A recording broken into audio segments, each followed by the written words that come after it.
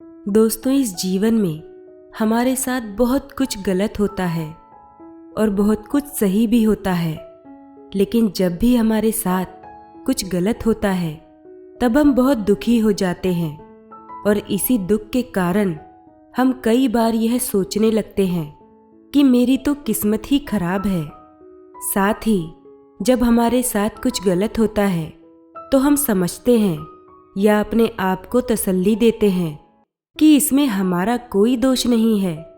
जब किस्मत ही खराब है तो हम क्या कर सकते हैं। ऐसी ही सोच वाले एक व्यक्ति की कहानी आज लेकर आई हूँ, जो एक भिक्षु से अपनी किस्मत ठीक कराने आया था। तो चलिए कहानी की तरफ बढ़ते हैं। एक व्यक्ति भिक्षु के पास आया और भिक्षु से बोला, मैं बड़ा दुखी रहता हूँ। मैं जो भी काम करता हूँ वह सब खराब हो जाता है, सब बिगड़ जाता है। मेरी किस्मत मेरा साथ कभी नहीं देती। मैंने सुना है कि आप सभी की समस्याओं का समाधान कर देते हैं। क्या आप मेरी फूटी किस्मत को ठीक कर सकते हैं?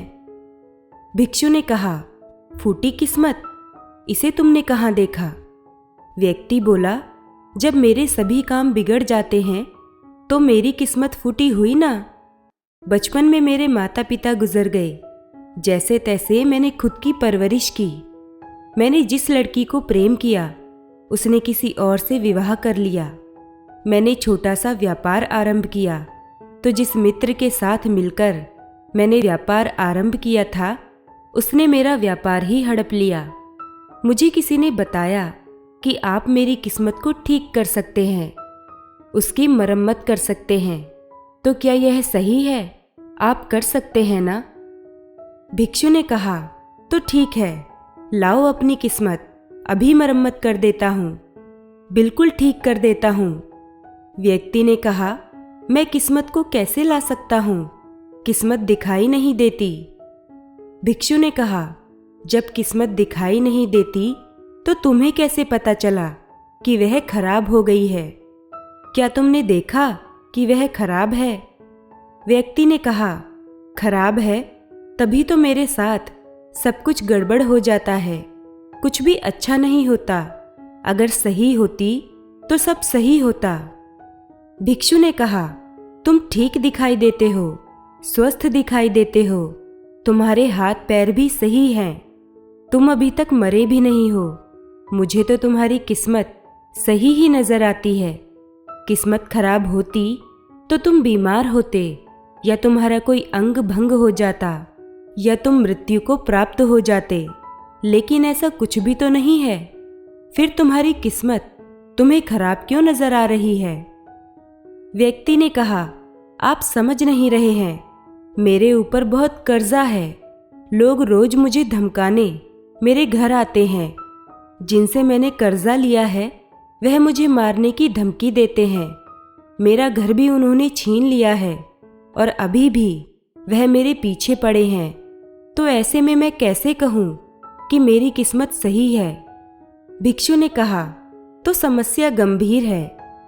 व्यक्ति ने कहा, हाँ, अब आप समझे कि मैं कितने बड़े दुख से गुजर रहा हूँ। भिक्षु ने कहा, तो यह ठीक है, तुम्हारी किस्मत अच्छी है कि इस दुख का सामना करने के लिए तुम जीवित हो और जीवन से ही तुम अपनी समस्याओं का हल भी कर सकते हो। व्यक्ति ने कहा, आप समझ नहीं रहे। भिक्षु ने कहा, समझ तुम नहीं रहे हो, मेरे साथ आओ। वह भिक्षु उस व्यक्ति को अपने साथ एक नदी के किनारे ले गए और उन्होंने कहा, इस नदी को देखो, अगर मैं एक पत्ता इस नदी में गिरा देता हूँ तब वह पत्ता किस दिशा में बहेगा? व्यक्ति ने कहा, वह नदी की दिशा में ही तो बहेगा। भिक्षु ने कहा, बिल्कुल ठीक। अब बताओ, पत्ते की किस्मत किसके हाथों में है? व्यक्ति ने कहा, इस पत्ते की किस्मत नदी के हाथ में है, वह जहां चाहे इसे ले जा सकती है। भिक्षु ने कहा, लेकिन पत्ता तो मेरे हाथ में है, मैं चाहूं तो इसे नदी में डाल सकता हूं और चाहूं तो नहीं। व्यक्ति ने कहा, तो फिर इसकी किस्मत आपके हाथ में हुई, आप जहां चाहें इसे डाल सकते हैं। भिक्षु ने कहा, लेकिन इसकी किस्मत मेरे हाथ में नहीं है। मैं जितना भी चाहूं इस पत्ते को सूखने से नहीं रोक सकता। यह सूख ही जाएगा और बिखर जाएगा। जब तक यह पेड़ पर था तब तक यह हरा था और इसे जीवन ऊर्जा मिल रही थी, लेकिन अब यह पेड़ से अलग हो गया है।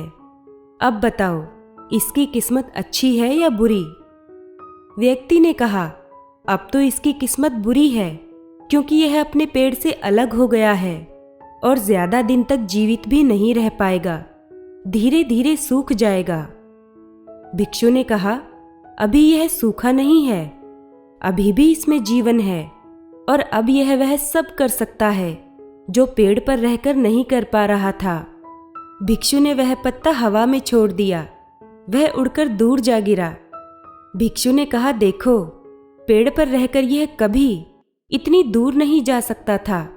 आज इसने स्वतंत्र होकर उड़ने का आनंद लिया। फिर वह पत्ता उड़कर नदी में जा गिरा। भिक्षु ने कहा, देखा तुमने, यह पत्ता अब नदी में तैरने का आनंद लेगा और ध्यान से देखोगे तो यह पत्ता कितने ही छोटे छोटे जीवों को अपने ऊपर उठाकर नदी के एक किनारे से दूसरे किनारे तक पहुंचा देगा।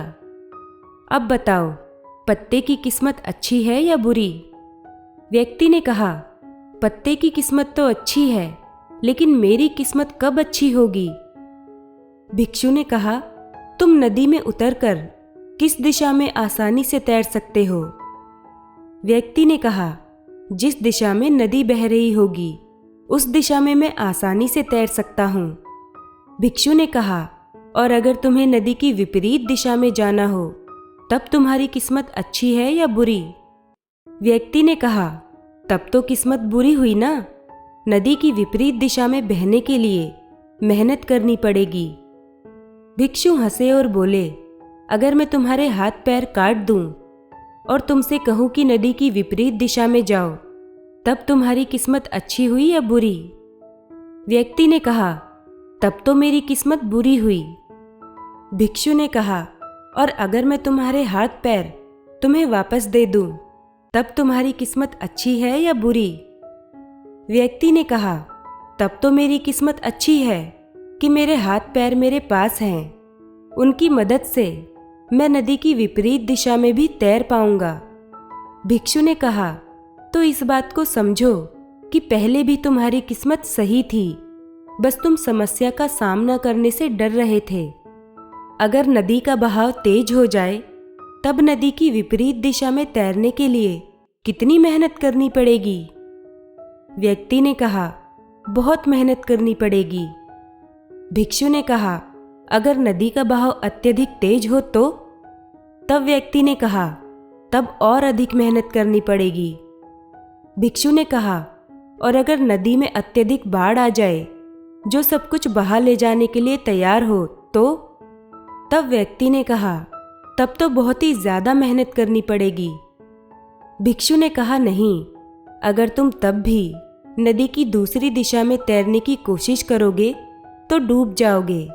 जब जीवन में अत्यधिक कठिनाइयां हों, विपरीत परिस्थितियां हों जो नदी की बाढ़ की तरह तुम्हें घेर लें और सब कुछ उड़ा ले जाने के लिए तैयार हों और परिस्थितियां तुम्हारे हाथ में ना हों, तब नदी की विपरीत दिशा में बहते हुए अपने लिए एक सुरक्षित स्थान खोजो, क्योंकि जिसकी तुम्हें रक्षा करनी है वह केवल जीवन है। वह रहेगा तो बाढ़ भी शांत होगी और नदी का बहाव भी कम होगा। फिर तुम नदी की विपरीत दिशा में तैर सकोगे। अब बताओ, क्या तुम्हें अपनी किस्मत में कुछ अच्छा नजर आता है?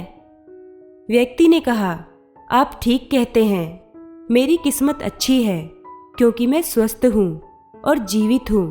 मेरे पास खाने के लिए भोजन है, पहनने के लिए कपड़े हैं और कुछ धन भी है जो चला गया है।